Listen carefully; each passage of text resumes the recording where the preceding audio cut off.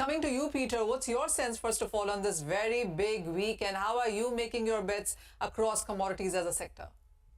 Well, I think, Manisha, we sit here and we digest where the next 24 hours can take us. And naturally, then you're rolling into Thursday, of course, as far as Fed policy. So all of those moving parts need to be considered. I think that one of the big things is, and building on Max's comments, as far as if you do see a Trump presidency, where does that leave us? And there's a lot of uncertainty as far as how that unpacks.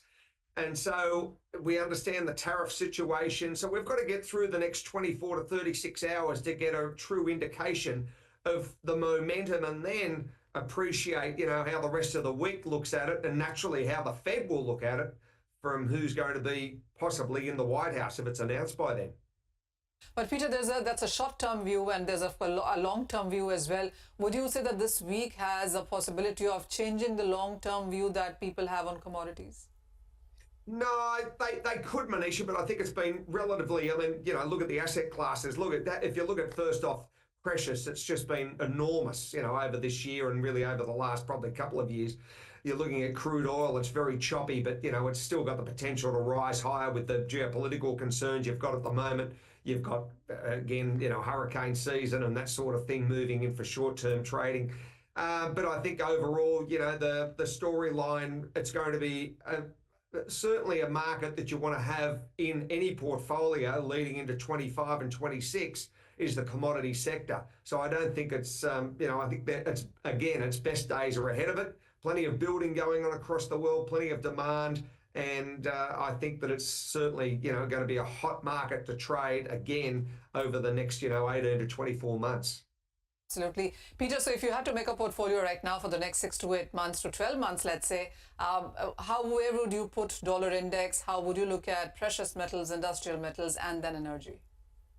Well, US dollar index, Manisha, I think, it'll probably sit around that 102 to 105 sort of handle over the next 6 to 12 months. But then again, it could run wild if something depends on who's running America and the US and the state of the global economy.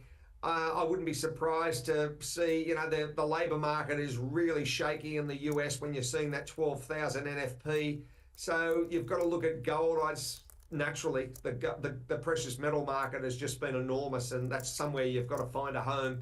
So there's the first part. Yes, base metals, to have those and the producers in that space.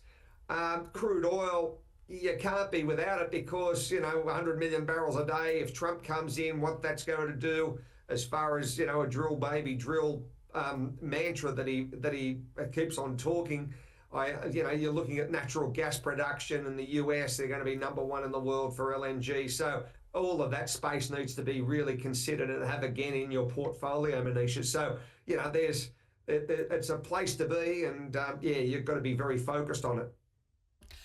Given the kind of situation that we're in, of course, a lot would change in this week itself, Peter, but given the fact that there are geopolitical tensions, the rate cuts perhaps will continue, if not at the same pace, but at some pace going forward. How are you looking at the overall sector then? Would you still look at 3,000, as Max was telling us, 3,000 next year is a possibility, $40 a silver is a possibility, not so bullish on crude because, one, the demand is not picking up and the supplies are enough. How would you look at then including these in your portfolio? Are you equally bullish on metals when it comes to that? Well, I think so. Yes, very much so. I mean, if you look, let's look at precious first off. This time last year, you're at, 18, 1900. Now you're at 28, nearly at 28, 2750. So yes, it could be a 3,000, could be 3,000 handle by New Year's Eve, Manisha. It depends. Many factors go into that. Geopolitical concerns, a new presidency, who knows? As far as Fed policy. So yes, certainly gold, 3,000 plus over the next 12 months. Silver, it's got the capacity again to be a $40, $45. I mean, the structural situation as far as silver and where we see that over the last decade underinvestment, and as Max highlighted, you're looking at the big picture. It could be a 45, could be a $50 ounce. And I'm not, spruiking that number. I'm just saying it's quite possible because I think the overall situation is going to be very, precious metal centric. And then if you're looking at crude, well, it could do anything. You throw a war in there or throw some other issues.